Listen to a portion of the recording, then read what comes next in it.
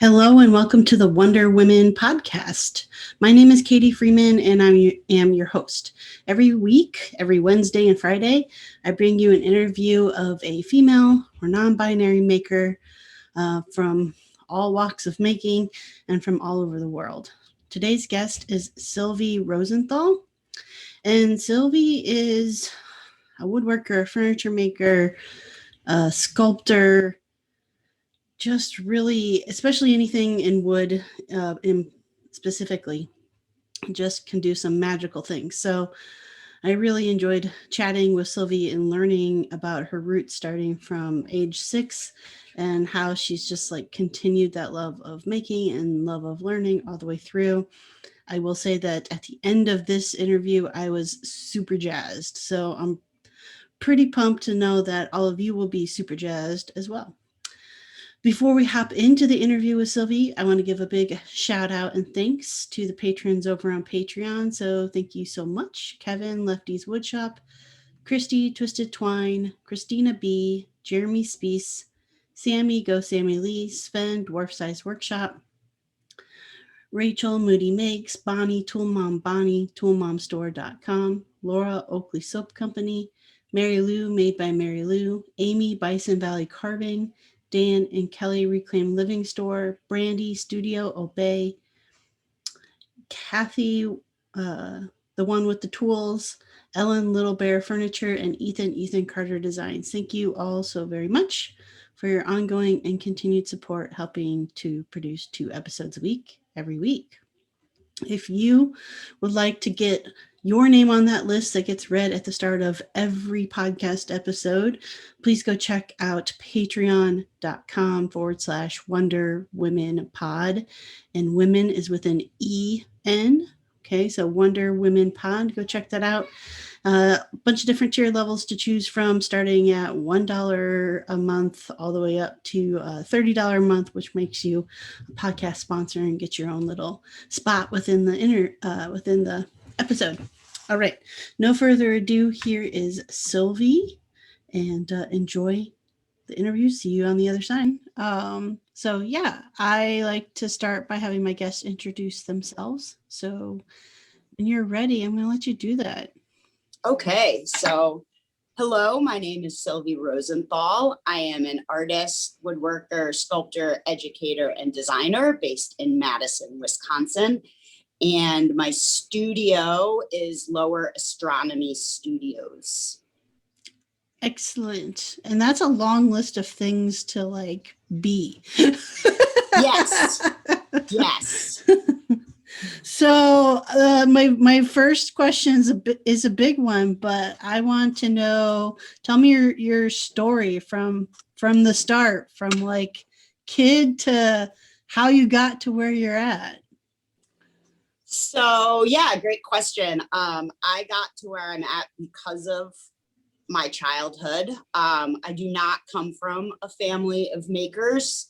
I do come from a family of artistic people, but I grew up at the age of 5. I started going to and taking classes at a design education museum just outside of New Haven, Connecticut, where I learned to build like Alexander Calder-esque circuses and robots. And it was a pretty free form thing. The first class I took there, I was 5 and it was on fire, and I was the youngest, the only girl, but I did learn how to light matches, make spark machines, build sterno steam cannons and rockets. So I was pretty well hooked. And from the time I was in like late elementary school, I worked there 1 day a week to 2 days a week. And then continuing on through high school, I always worked there 2 days a week, 2 to 3 days a week. Sometimes I went there 1 day a week, like 7th grade, instead of going to school 5 days a week, I went there just because it suited me better than traditional education. So there we really, I learned how to use a bandsaw, drill press, all of those things. So I was like a weird kid who liked to connect things together and make stuff. So all the tools in the house were mine. From the, like, my grandfather was also the person who, like, when I was 5, took me into the basement and taught me how to hammer nails. My dad, you don't want to see with a screwdriver in his hand because he does not know which is the business end. Yeah, so when I was 10, my mom got me my first little 7.2 volt cordless Makita drill and jigsaw, and I just used them. So I did a lot of making as a kid, and learned how to use nail guns and did all sorts of really dumb stuff. Like we would, before there was a dust collector in the shop, I like to do like archaeology digs in the bottom of the table saw to see all the different colors. And then I would like steal a lighter from Walgreens and get a bag of sawdust and set up a 6-foot ladder and get some other kid in cahoots with me. And you could like sprinkle, like tear the bag a little bit, light a lighter, tear the rest of it, and it would go, woof, which was like obviously a really terrible idea. But you're still here to tell about it. So I'm here to tell about it. And like, yeah, we did all sorts of stuff like that. Cause there was like a cohort of us who would go there and do, and help run this place. We were apprentices. And so that was really formative, the apprentice system. And I learned a lot there, like accountability, because we were employees / apprentices and were held accountable for what we were supposed to be doing or not doing. And it was a good lesson in getting yelled at by angry adults. So whether, and it actually, like, my boss at the time had a really bad temper, also only had one eye. So I've had like safety and stuff like that beaten into my head because I've seen the underside of an eye patch more times than I would have liked to. And you could get in trouble for something that was your fault or not your fault. And like, sometimes you had to take it either way, which was actually like a really great life lesson of responsibility and all of that. But I left home before I finished high school and finished it in Austin, Texas. With me and my sisters lived together.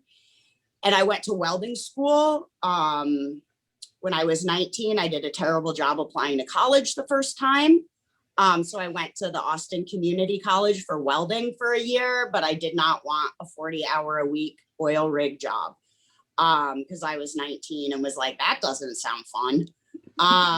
So then the next year I applied to the Rochester Institute of Technology for woodworking and furniture design.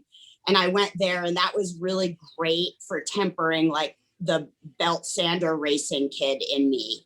And it was at that point a really sort of traditional European woodworking school. Like we had to tune all our tools and flatten the board by hand and do all of that, which was really, really, it was like exactly what I needed at that point.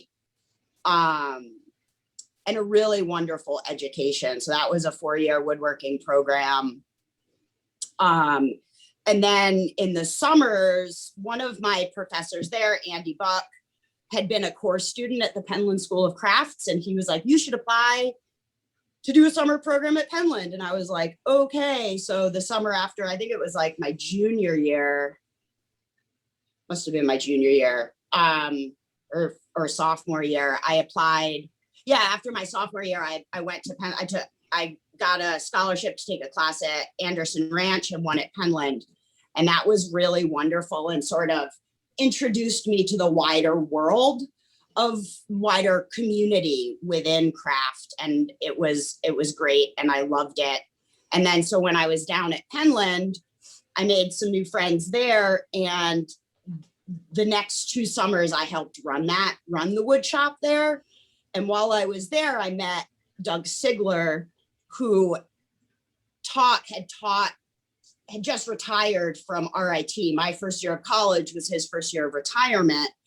And we met there, which was really great because we decided that we would have been oil and water at RIT, but we worked very, very well together. I was the first woman to work for him, and we built houses. So he was a woodworker who turned to artisan home building. So it was like, after my RIT education, I was like, I need to learn some practical skills. Like, I can make dovetails like a motherfucker, but like, I don't know how to make a reasonably priced object. Right. You know, so in terms of like life skills and knowing how things are made and what's behind your walls, and just my curiosity on that and building bigger, he built houses.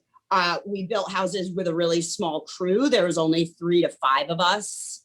And yeah, building houses in Western North Carolina was a really wonderful part of my education. And we did everything from like digging the footers to making the built-ins to building all the doors to, and one of the things that did was really like collapse my understanding of like preciousness of material, but still respecting it, like having a piece of 16-quarter, 10-inch wide cherry that is being used as a mantle. And you're like, dude, you can measure this all day, but at some point you are going to have to cut it. Like, and you just have to trust yourself. Right. Right. And I feel like home building was a really wonderful education and trust, and trusting your decisions and other people's decisions, because you literally have to walk on the roof that you may or may not have put on, and you can't check everything because you'll never move forward. And that was really wonderful. So I don't know how long of a story you're good. You're good. I'll let you keep going. And so I worked for Doug. The first house was framed in when I started, and I finished the first house with him, or a house, my first house. He had built many. And then I went out to California for a semester to work with Wendy Maruyama out at San Diego State, and then stayed out there for like 8 months, was her studio assistant, interacted with the grads. And then I went back to North Carolina and made a deal with Doug that I would work part-time for him and full-time for myself. And I would stay for a house from the ground up. And we did that, and that was really wonderful. So I bartered I lived in an apartment on a wood shop off a dirt road, which was really great. And also like in a community of makers similar to myself, like my friends were all like ceramic artists, blacksmiths, and we were all working in our, sort of had very similar lifestyles. And so that was really great. And then after 2 years, or 2.5 years, I moved down to Asheville. And by then I had traded for some studio space with Doug. So I was starting to get equipment. And I moved into me and my friend Brent Skidmore made a shop. He's still in Asheville and teaches at UNCA. And then after about 2 years there, I was like, okay, either I need to like get a full-time assistant and like buy in real hard, or not. And I felt like I still needed to do a little bit of a walkabout. And I had been invited to do a residency here in Madison, Wisconsin for a semester. And so I did that and started a totally new body of work, which felt really good. And then I went out to California again and did another residency at San Diego State. And then I decided I wanted to go to graduate school because I sort of felt like my work was sculptural, but really wanted to take that time to like dig deep into my own process and how research affected it, and just go deeper within my own process and the ways I wanted to work and operate. So I did that, and I'm still here. So I chose UW-Madison. I went for sculpture. I had met someone here who I was dating, and I decided that grad school is an awfully selfish thing to do, and to like be in a new relationship and be like, hey, you want to move somewhere new where I go shove my head all the way up my own butt and don't pay attention to you? So I stayed here, and it's a really great lifestyle. My sweetheart is a carpenter who just started. We've been together about 10 years, and they do high-end residential remodeling and also welding. And we, amazingly enough, we don't work well together. People are like, you should share a shop. And we're like, no, we can assist each other, and like we can work on house stuff together. But I have a studio outside the house. So yeah. And you said you did grad school. You said, so are you a professor now? No, I am not a professor now. Okay. I am not a professor. I came in second place, which I think is actually, was pretty painful in a lot of ways. I felt like I let a lot of my mentors down just because of the legacy of this particular school. My mentor's mentor built this woodworking program up. But I think that a bigger recognition is that I don't fit neatly anywhere, and I'm not the easiest person to deal with, which I'm becoming more and more okay with. And yeah, that you can contort yourself to fit into these predetermined boxes where you said, like, the list of what I do is very broad.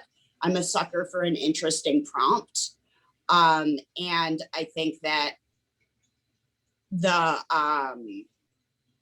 how I operate in the world isn't necessarily suited to the ivory tower of the academy. I do, however, teach at our amazing community college program. Okay. And I've been doing that for years. I did teach at UW-Madison for about 3 years. And it was great. I loved my students. I really loved it. I was like, I'm down, I was really ready to be down. And I thought that I provided a really good vision for the program. I think that how other people make decisions about the potential future of craft and making within the academy, everybody has different ideas, right? And like, I think that the person who got the job will do a brilliant job. They're a dear friend, but it's just different. It's a different vision. And I think, can I pause you to ask a question? Is the vision that's being laid out more quote unquote traditional? And what I mean by that is,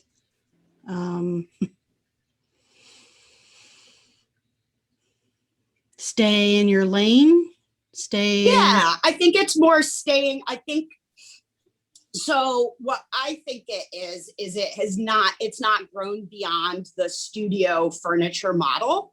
And studio furniture, in my opinion, I have a lot of opinions, and this is purely my opinion, studio furniture is not a viable thing anymore. You can make it and enjoy it, but there are no galleries that sell it, right? It's like, it's not something that can produce viable offspring, right? Like it is a thing itself. It was a thing, but it is no longer, I don't think it's a generative model. And I think that a lot of places in, like there's this urge to all want to be the same thing. Like all the schools like want to be a RISD. right? Yeah. Where Yeah. the program I came from, RIT, back in the day, like it produced people for industry. It produced people who built for industry, designed for industry, small shop, large shop, right? Like everybody was included, and it wasn't just about art furniture, right? It was I about think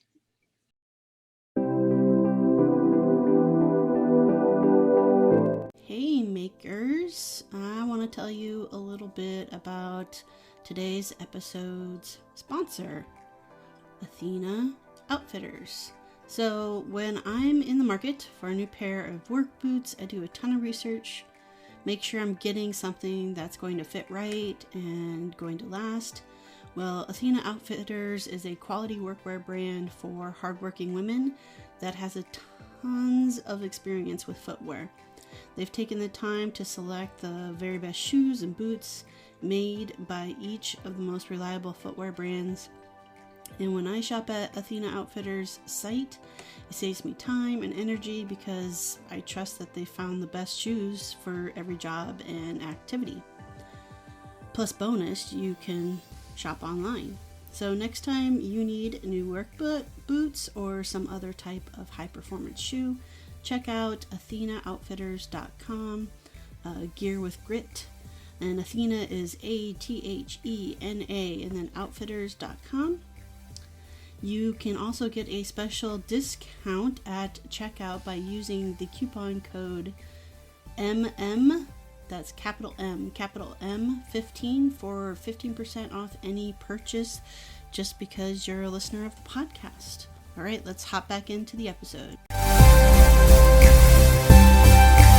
Yeah, I think to your point, like, and I really, like, I don't want this to come off as like bashing in any way, but like through my work with the podcast, right? I've had people who come from all walks of life into creating, and not always just creating furniture, but into creating.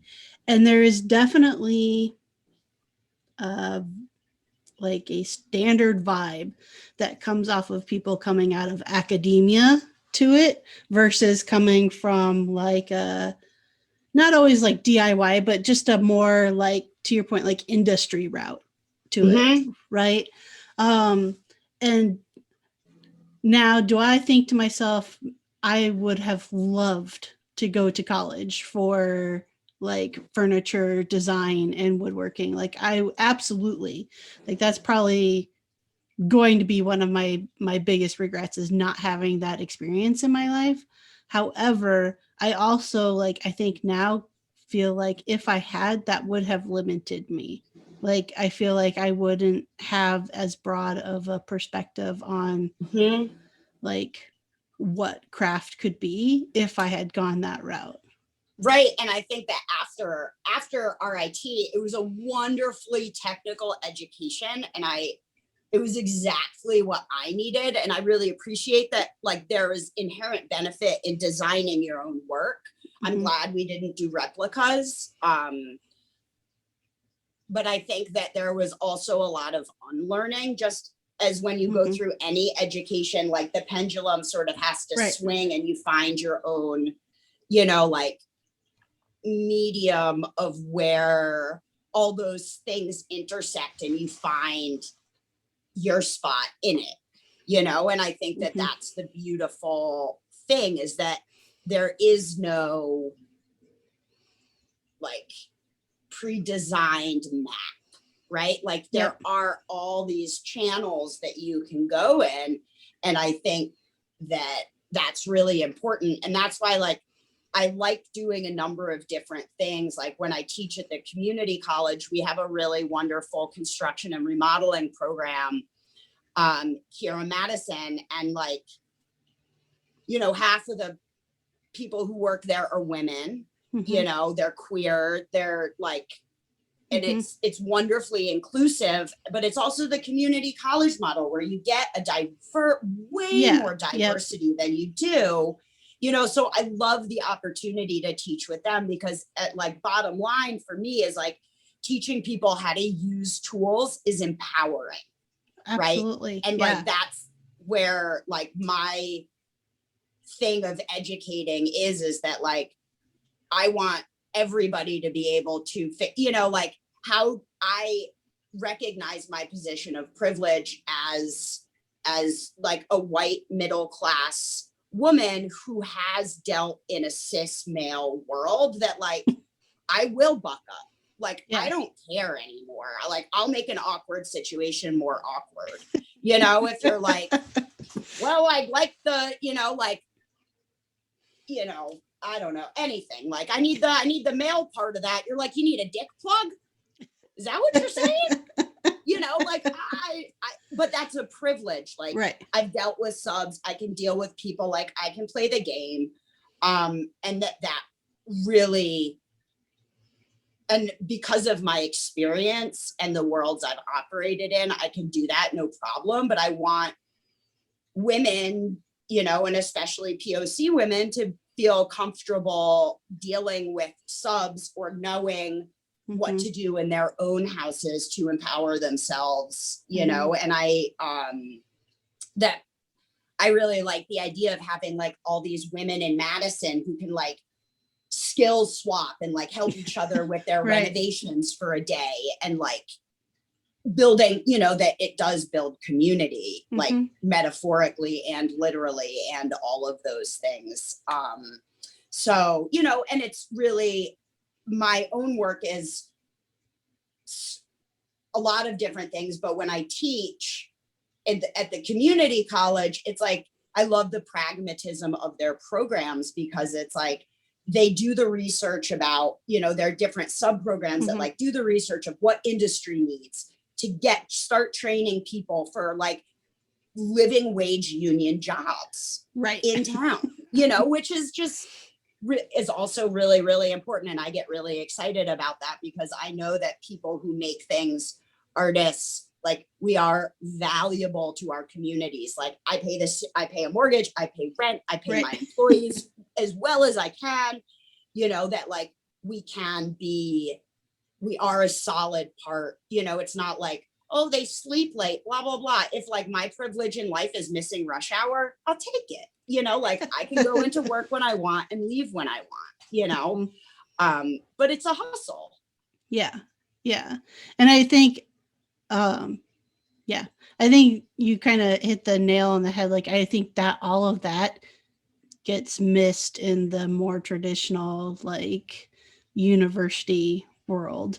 And like, I mean, personally, totally my opinion, I don't think studio furniture was ever a viable option as far as like making a career and actually making money off of it. I mean, anybody I talk to who's like a furniture maker, like, that's not their only job. Like, there's like, has to be like a, you know, and I joke with my daughter, like, you know, cause she's 5 and she's big into telling everybody that mommy is a woodworker. You know, and so she'll be like, well, I want to be like a fashion designer and a teacher and a woodworker. And I said, that's awesome, because you're going to have to do all three to make like a living wage off of any of those things. You're going to have to do more than that. I think one of the things that Doug Sigler, my mentor, instilled in me is that it's more than making a living, it's making a life. Like, it's a lifestyle. Like, I choose it. If I wanted a more sustainable income through woodworking, I would make kitchen cabinets, but I don't want to. You know, and also, again, like, I've negotiated this long enough that, like, you know, because I've been doing woodworking for over 20 years, you know, that it's, it is a hustle. And like, big changes like this year that like shuffled stuff tremendously, you know, and having enough of a business sense and like enough of a, you know, like how to adjust your cash flow. Like, I've never had, going to grad school was the most corporate job I've ever had. You know, so like, whereas people are freaked out about like, I don't know where I'm going to get my income in 3 months. I'm like, oh my God, what do you mean I can't take time off? It's like, duh, you don't work, you don't get paid. Like, what is paid vacation? Like, who gets that? you know, yeah. it's just not a thing that happens in the real world, Yeah. you know, and like, I think like, for me, it's always like negotiating and renegotiating my relationship with capitalism to be healthy and like think about it. Cause like, I don't care that much about money, but we all have to care. Right.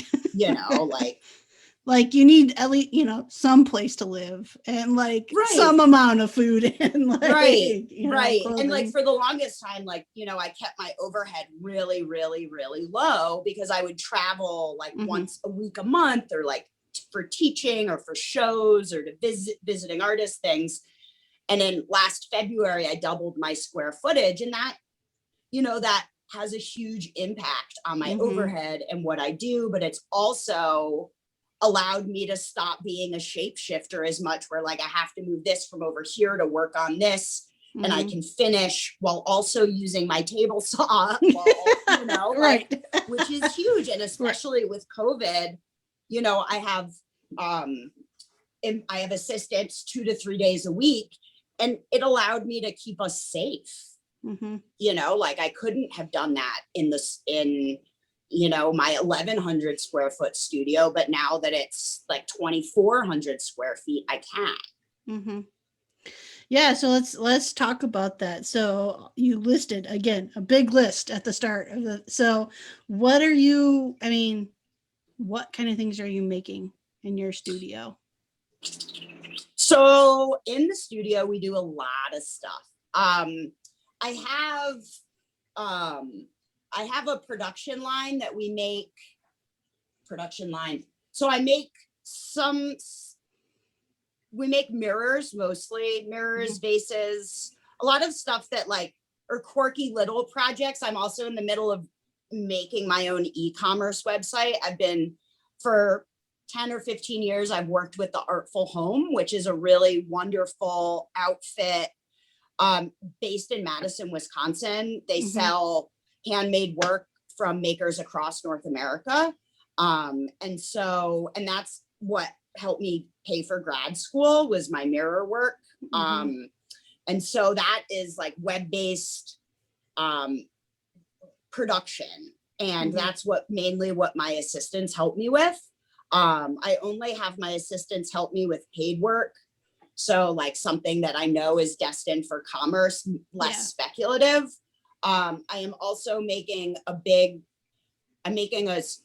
whale house, a whale sculpture, animals and architecture, from my animals and architecture series. And that's usually, so that'll be done in June. And that's a sculpture project.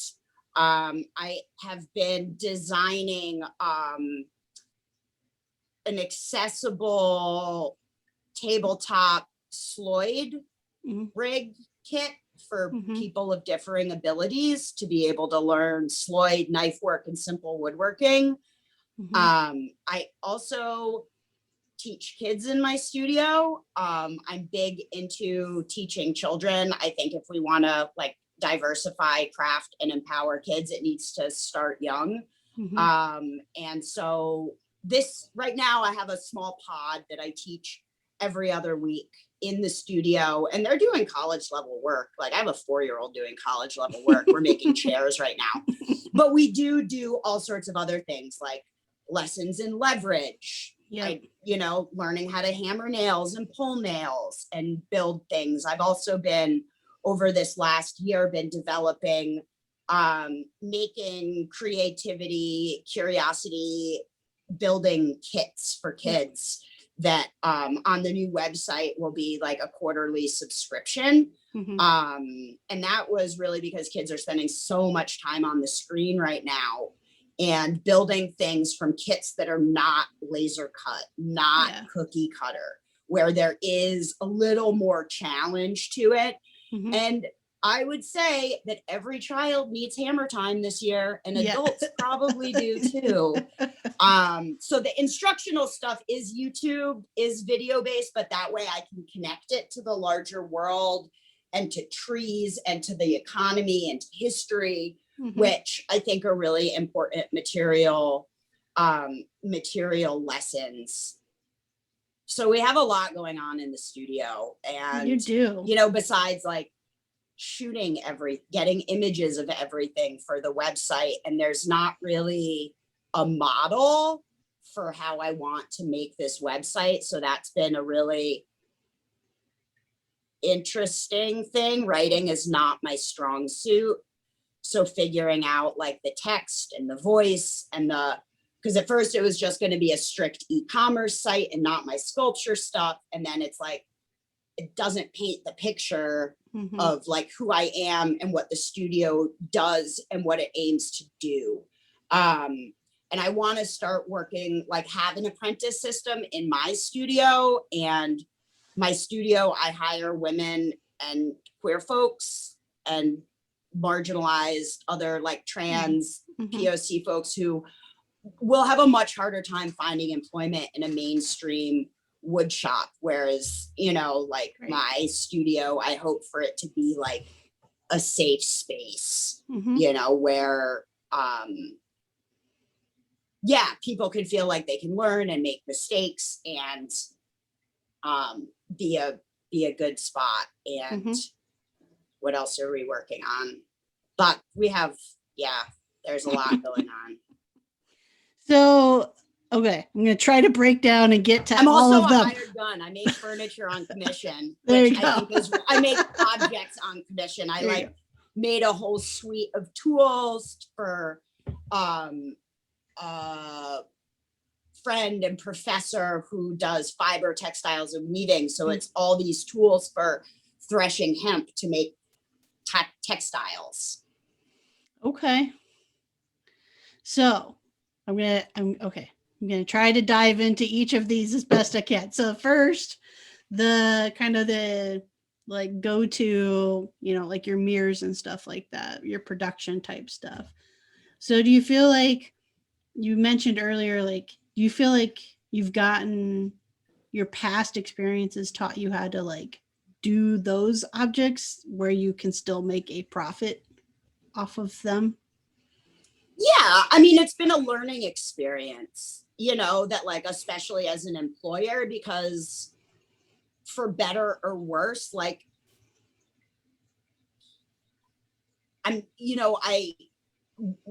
we only put high quality work out of the studio. Every piece has handmade components in it. Like all the work is handmade. I get the mirrors routed by a local CNC shop. But everything else is done in-house. So it just, it depends on me being on my game for all of that. But like the mirror that has been our best seller is this mirror with 4 hand-carved birds on it on branches. And those take time. When I get someone new in the shop and show them how to carve birds, it's like, you're not gonna, like, this is a learning day. Like, make every mistake possible and don't worry. But like, depending on how my cash flow is, I'm like, I'm just going to eat it today. Like, just going to eat it, but I'm not eating it. I am teaching someone so that they can be productive. Like, you're investing, and I'm investing. Yeah. And I can't, like, getting my expectations right for someone. And how do I explain what is the language I use when I want to course correct someone, while being also telling them that they're doing a good job and what they're doing is hard. And I have high expectations, and I can do it like the back of my hand because I've been doing it for so long that like. So, I mean, okay. So that example, your best seller, like, is it chip carving? Is it like chisel sort of carving, or is it power like Dremel? No, they're not power carved. They're way too small for that. They're like bandsawed and carved. And we have a really good system, like of, the woman who has worked for me for a number of years, like, she is awesome. Thank you, Maggie. You're the best. That she knows how to do it really well. And we have all these like templates and jigs and setups for every part of the process. To make it and yeah, it just like, they're just time consuming. And if we get the timing right, it goes fair, it goes reasonably well. Part of the, setting up my own website is so that I'll earn a little bit more money from them. And then the other mirrors are sort of slimmed down with no birds. Like I have a couple of basic forms that I'll do different things with, different species. And that is because a lot of my other work, the mirrors aren't inexpensive, but they're a lower price point, so that if someone wants my work or wants to support my studio, they don't have to buy a sculptural, like a big one of a kind sculptural piece. I really want, some intro level pieces. But yeah, we do, I've been over the last, like about 3 years ago, I taught myself, I like researched and taught myself, and I like playing scientist a little bit. Figured out how to marbleize 3-dimensional objects. So we have some mirrors that have different marbled sections on them. And I like that it's like a frozen moment of liquid time, with the shallow depth of the slower tree growth, and it's a bit decorative, it's faux, it's a shallow depth, but it adds something else. And it's like this one of a kind moment in liquid time, that's just been frozen. And I have more mirrors that I want to develop, but it takes a lot of time to prototype and bring things to market. Yeah, it does. So, okay, so now I want to switch into sculpture. Is it all wooden sculpture, or are you doing mixed media? For the media? most part. Okay. Yeah. Sometimes there'll be metal in them sometimes, but yeah, it's all wood. So I do, the whale is all, it's assembled and then carved. So it's additive and then reductive, but it's all made with kiln dried material for stability. And it's all basswood. Okay. Yeah. But then I can put it together so that the whole form is really strong. So again, with that, when you're carving, what's your process for carving? Is it all hand carved or? No, it's a combination of, so I'll rough as much stuff out, like before I laminate stuff, get like a contour that gives me enough flexibility, and that'll be on the bandsaw. And then I'll use, I use an electric chainsaw, and then a Holy Galahad on an angle grinder, and then chisels and gouges. Okay. Interesting. Yeah. I mean, you say angle grinder, you're talking my language. That's what I use all day long when I'm doing my carving. But I've always been interested in chisel work. It's just one of those things. It's like, I don't know if I have the patience for it. Because it feels like you really have to have an attention to detail and really have to have, I do a lot of roughing work with them. And I love a grinder, but it's so much more pleasant when your chips are like this big and they just fall to the ground. And you don't have to wear all this stuff. So I go through and I use my, like a big roughing gouge and rough it, then file it, rasp it flat so I can see where I'm at, and then gouge, rasp, like go through my cutting edge tools. And it's really fun. I would highly recommend it. I'm sure. I have no doubt about it. I have not done sculptural pieces like what you're talking about, like what I call like life sculpture. I haven't done animals or plants or figures of any kind. My carving is all around like bowls or tables or pieces of furniture or pieces of home decor. And so it's all removing material.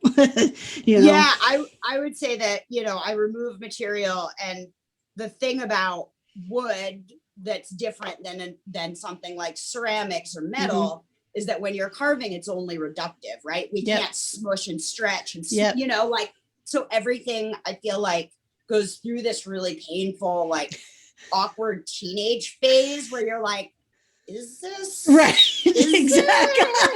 And like, again, acts of trust being like, oh my God, like I can't, I can't, it's never gonna work, and really, because, but then also to know that like, you can find a flat in there anywhere and like repair it. And I think that the ideas of like repair are really important, and that we can, we're problem solvers. We just have to pace the problems. You can't pour them all on, right. Like one at a time, one at a time.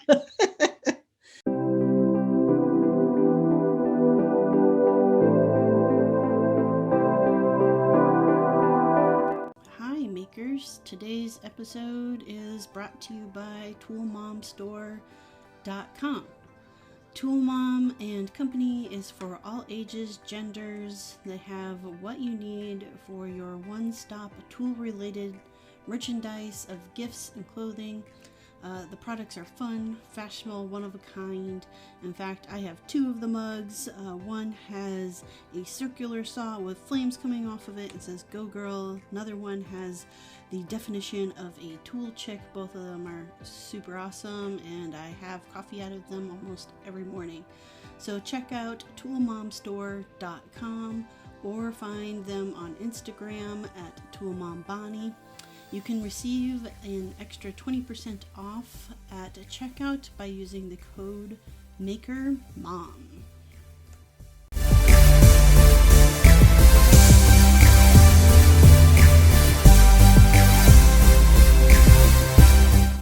Yeah, exactly. No, I was just having a conversation with somebody. It was around something similar, but for me it was around color. And I said, I'm always nervous because I predominantly almost every piece I dye some crazy color, like color of the rainbow color, except for brown. I don't think I ever dye anything any shade of brown. But I said I am nervous as hell every time. I get the dye mixed up, and every single time I'm like, I'm gonna ruin this. It's gonna look horrible. Like, I feel like dealing with our, like, as everything else in life, like learning how to handle yourself. Like I still can be like irrationally nervous before a delivery or an install. And I'm like, this piece is going to melt overnight in my studio. And I'm like, nah. MDF doesn't melt. And I'm like, no, it's gonna, when you're like, slow your roll. Yeah. Slow your roll. Awesome. So I do want to ask and spend more time talking about like just you creating this space for, I guess I want to say, people who have been othered, especially especially in this industry. I guess where, maybe starting with just like, where's that desire coming from for you to make that space? Well, one, number one, I'm the motherfucking boss of my shop. I've earned it. Everything in there is mine. I have bought every single piece of equipment. No one bought it for me. Mm-hmm. I am the boss. And cis white men with a beard and a plaid shirt tend to like to tell people what to do. And I can't handle that in my studio. Like I will take input, but I find that some people can't give you input. They tell you things. Mm-hmm. And I have a really hard time dealing with that. And I have the luxury of not needing to. Like, I love other people's thoughts and sensibilities and input, but I have a really hard time when people just like in my space. And this is why my sweetheart and I have a hard time working together, because I'm the motherfucking boss in my shop. Like I am the boss. Like, that's why I don't have a co-op. I am not that cooperative. Like, I love being generous, but like, you're like walking into the inside of my head. It's my space. You know, and that's a problematic attitude. I get it. I don't want to tell you you're wrong when it's your thought, but I don't think it's a problematic attitude. The reason I don't think it's a problematic attitude is because it's derived from something, right? Yeah. You created a safe space for yourself, not just for others. You created a safe space for yourself. And so there's nothing wrong to me in protecting that space for yourself. Thank you for that. Yeah. I mean, I feel the same way about my shop, right? Like, the few times I've had people in to help work on things, they are queer, or, you know, I haven't had the luxury of being able to bring in any people of color yet, but like, it is for othered. And it is like, if I am letting you in, this is my space, and you will respect me in this space. I have created this for me. Right. Yes. And that, like, this is my space that I built. And when you want to like let me know something, there are ways to say it instead of like, hey, here's another idea, or like, what would it be like, instead of like, oh yeah, if I were you, you know, like, this is the way you need to do it. You know, like, it's like, don't tell me what I need to do. But my studio is very directly modeled in sort of thinking and framing about how I want it to operate, from a really dear friend and amazing artist and maker, Tanya Aguinega, who's an artist and activist. And she has a safe space studio where she hires like women, trans folks, you know, POC folks. And I continually am inspired by her. And it's wonderful to have all these friends that are also like your mentors, and just people who you're like, oh, that's you know, like, that we can make these spaces. And that's what, like, if this is what we want to see in the future, we need to start building them. And like, and just like having a mentorship apprenticeship program in my studio for like queer and trans youth in Madison, as a place to like, it's not like they have to end up being makers, but like to help foster whatever they like, however we can in the studio. And also just like how important it was for me to have a job when I was young that wasn't mainstream, because I wasn't mainstream, you know, and something that sort of fit my curiosity and sensibility. And like, you know, I drilled a million holes and made a million wheels. Like I was the CNC, you know, but that there are a lot of real lessons in that, in accountability and how you interact with people and how you clean up after yourself, that are like, I think can be done like with care and kindness, and having people feel like really included and appreciated, you know, like I always thank my employees. And like one of them, this lovely queer Chinese human who works for me, is like, I learn so much from them. It's like, it's really wonderful to have people, and they're like half my age. They're amazing. And I love, they're like a breath of fresh air. It's always a better day when they're there, either of the people who work for me. And like, I'm like, this is great. You know, but I'm also very flexible. Like my attitude is like, I don't own your time. I buy it from you. And if you can't work, you know, like we'll have a conversation, you know, it was like, as long as the communication is clear, we all, you know, like if 2020, 2021 have taught us anything, you can't count on anything, right? Like that everything falls through in the last minute. And like, you know, how do you, you know, it's an exercise in like resilience and being nimble and navigating and communication and like, and all of that. But I think that, like I have had like white guys work for me, and I've really changed that. And that's been like, I'm like, am I being fair? Am I being this? Whereas like, I just, and they've been lovely, but I'm just choosing like over the last 2 years, that's really stopped. And it's really like, I would like my friend Leon, who's trans, like comes into my, you know, I'm like, oh, if I need last minute work, let's ask Leon, because they, you know, they're a skater and they've been building skate ramps and learning how to do one set of more construction like woodworking, but they really love learning other skills and new, like teaching them how to use the bandsaw. And then, you know, and they're also like, me and Craig and Leon are all Virgos, and my other assistant, I'm like, you're not a Virgo? Like, boggles my mind. Like that we're like all, it's like total Virgo power in the studio. And it's a real, like, I want it to be a healthy environment. It's not always like, it's a challenge. It's a mind fuck. It's like all the things. But if we can find those little like buoys and floaties out there with like, with it. And I think it's interesting. I think it's interesting what you just said about questioning yourself on whether you were being fair in that decision. Because without asking a single cis-het white male, without asking any of them, I can guarantee you they don't think that.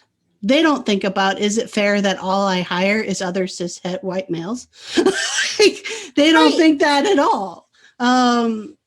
They're creating their environment. So again, it's I think when you have the privilege to set up your own space, there's nothing to feel guilty about if what you want, of who you want to encompass in that space, isn't necessarily what the industry has always put in that space. Yeah. And like who I want to help the space support, you know, because it's like, I also want to be like, this 2020 being a stable employer was like, even though like I don't have full-time employees, but even though, you know, it was like, I need to not be a part of the ripple effect of destabilizing these, like I have chosen to hire non-mainstream people. So I need to be especially careful to keep it stable. Yeah. You know, like, and to be like, even if it's a harder nut to crack, and I am not like, you know, like I will find something to do, we'll do stuff, but we also do a lot of fun, silly things. Like we're not like, you know, if like there's a lot, you know, there's important kibitz time that we can talk about stuff. Like I love that you can play like Ocean Bong on my studio speakers, you know, like where do you go into a wood shop and you find such a kind voice? Right. You know? It's like, I'm like, oh my God, this is why I do this, because like, I'm like, that's the sign that like, oh, this is kind of working, you know, that like we can have those like those really challenging conversations, even just like about language, like what I was saying about like a dick plug. Like, it's just like, how can we avoid the, like in my teaching, I'm really aware of the gendered terms I use, like for mortise and tenon. I'm trying to get people to adopt puzzle terminology of tab and pocket, because it goes together well. It says it, but it's not gendering it. Cause I'm like, if you want to talk anatomy, say penis and vagina. Right. Like, don't say male and female. Right. Like, also, can we also talk about the most like predominantly used joinery now is a domino? Are we saying that all of y'all are making gay woodworking? Like, come on now, call a spade here, buddy. Right. You know, that like, I'm like, you get, people are like, you know, so you know, and I've had a lot of like, me and my sweetheart, like they found tab and pocket. They were like really thinking about it. But I think that has, even, you know, when you have trans students in the academy in a studio, that they are taking a real risk in Yes. taking a class. Like they know that I'm female, they know that I'm gay as the educator, like when I was at the university, but still, like they don't know that from my name unless they look me up. Mm-mm. Like from my name, from my legal name, everybody thinks I'm like a grandma and gonna walk in a muumuu, right? Because my name is Sylvie Rosenthal, you know, like that they're to acknowledge the real risk they're taking. Yep. And that you need to be extremely mindful of your language to not alienate someone and to make them feel safe, and to have those conversations within the academy about changing the language and changing all of that, which I think is really important.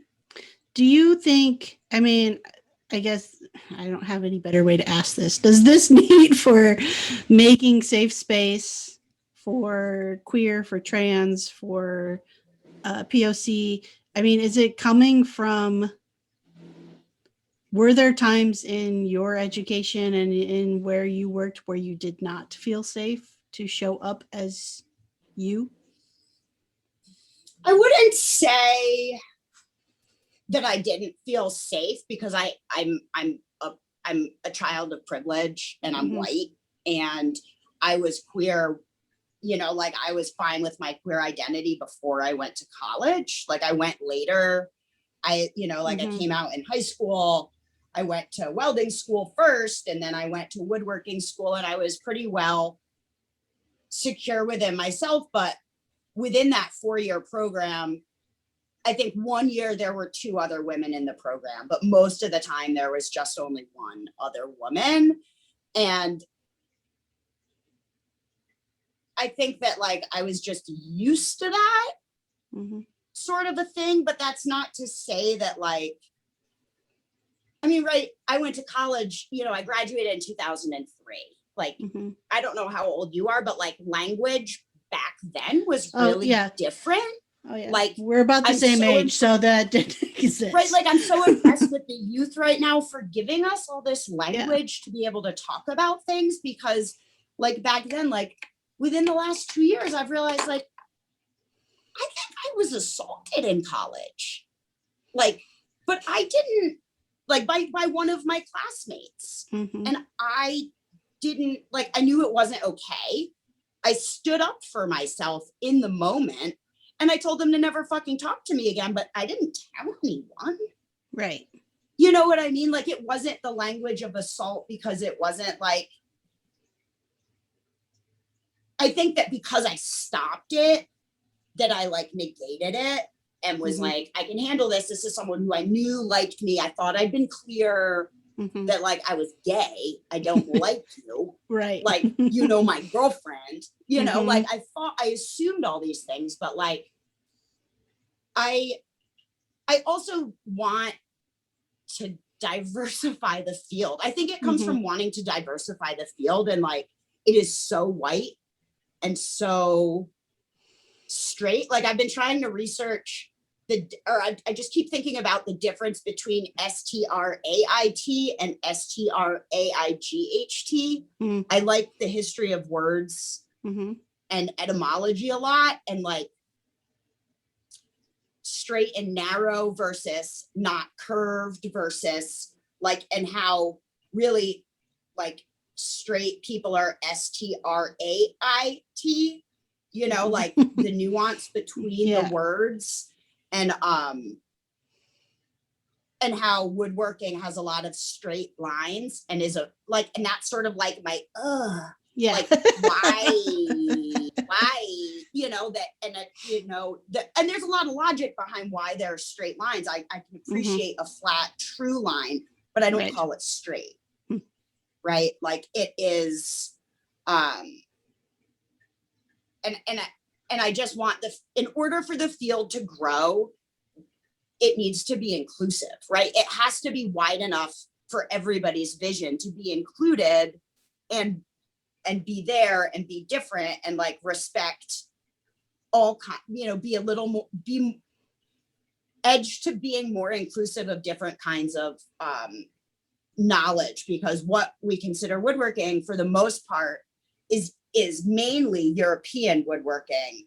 Correct. And then Eastern woodworking, but like nowhere in any program is like African traditions or indigenous traditions, you know, like how did steel affect, like when did steel come in? What did people do before? You know, like there's so many kinds of knowledge that I feel like aren't accepted within the field. And many of them just like aren't profitable, right? I get that. They're antiquated. This is what capitalism brought and industrialization brought to the fore. But also like, what are the other kinds of knowledge that can detach us from the commodity stream, right? Like where we can have a little bit more like reciprocal knowledge. And I think that making the field more inclusive to different kinds of knowledge and ableisms and all of that is only to the benefit of the growth of the field. Oh, right? absolutely. Like if it just like continues to be one kind of knowledge and people are, you know, I mean, I'm also really passionate about hand tool skills, you know, like I am lucky and privileged, but I put in a lot of time and practice with my hand tool skills that like, I prefer to use a little plane and other things versus sanders a lot more often. And that's like the pleasantness of work, but also the dexterity. But I also think of the like consumability of abrasives and the amount of trash my studio makes. Like we make trash, we make great work, and we make trash. Right. You know, like the world is a painful place. Right. But I do think it's like, if kids don't see that they can make things and do it either for fun or for a living, you know, like a lot of kids just don't see it. And I think a little dip your toes in, you know, and like fix the chair. Like I was the only one on my floor in college who had a toolbox, and you know who, everybody needed that goddamn hammer. Right. Yeah, absolutely. One little antidote to say on your you know, different spellings of the word straight. That just reminds me, and people who have listened to the podcast have heard this before, the story before, but to me, one of the best insults I've had on social media is I don't even cut straight. And I'm like, you're right. You are correct. I power carve. I don't make a straight line to save my life. Right? And there is not a straight bone in this body. So it's like, I am okay with that. I do really think I need to figure out how to put that on a t-shirt somewhere, but yeah. So yeah. So, you know, I am so enjoying this conversation, but I'm looking at the time and we're like at the end of our time. So I want to make sure that you get a chance to let people know like how they can find you and follow along with you on all of the interwebs. Yeah, I have two Instagram handles. One is boat_boat, obviously. The other one is lower.astronomy, and I'm still figuring out the lower.astronomy studio one. I post on the boat one a lot more. Boat_boat came from my friend Amrita, was like, you need to join Instagram. I was like, I don't know. I'm like real hesitant. And she was like, yes, you do. How about your name? I was like, what should my name be? And this was like, what, 10, you know, whenever it came out, no one was doing their real name. And I was like, I don't know, what should my name be? And she was like, Boat Pants. And I was like, that's way too much for me. How about boat? So you can find me there. I'm on Facebook, but I really just post through Instagram, and that's just Sylvie Rosenthal. But yeah, I will have a new website. Hopefully it'll be sometime in June. It was going to be way earlier, but someone needed to do all the photography and writing and still earn a living. Right. And that's lowerastronomystudios.com. And we'll have a coming soon page where you can like sign up, and we'll let you know when it comes out. Mhm. And I'm excited to see how it turns out. And I would love to hear people's thoughts on it when it does. Yeah, that's my shameless self-promotion. Nothing to be feel any shame around. That is why that moment is there, to give you plenty of time to do self-promotion. But thanks for chatting with me today. I really did thoroughly enjoy it. Yeah, this is great. And if folks have questions and want to follow up, you can, questions, comments, and or concerns can be directed to sylvie.rosenthal@gmail.com. Excellent. That's what I would tell my students. That's why I have that down. You've got it down.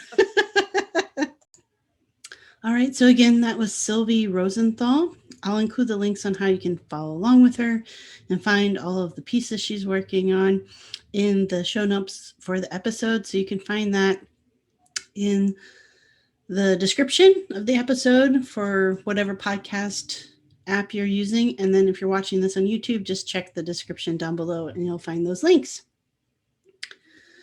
All right, so I mentioned at the top of the podcast about checking out the Patreon, patreon.com/Wonder Women Pod. If you would like to help support the podcast and producing 2 episodes a week every week. I'd also love to see you follow along over on Instagram, and that's just at Wonder Women Pod. And again, women is with an EN, so go check that out. When I am not chatting with fabulous makers and putting together podcast episodes, you can find me designing and making furniture and other home decor over at freemanfurnishings.com and at Freeman Furnishings across pretty much all the social media platforms. Active daily on Instagram and TikTok, and that's just at Freeman Furnishings, so you can see what is the latest project I am working on and any new dance moves I have going on in the shop. All right, so Wednesday episode midweek. Hope you're having a fabulous week so far, and I will see you all on Friday with a brand new episode.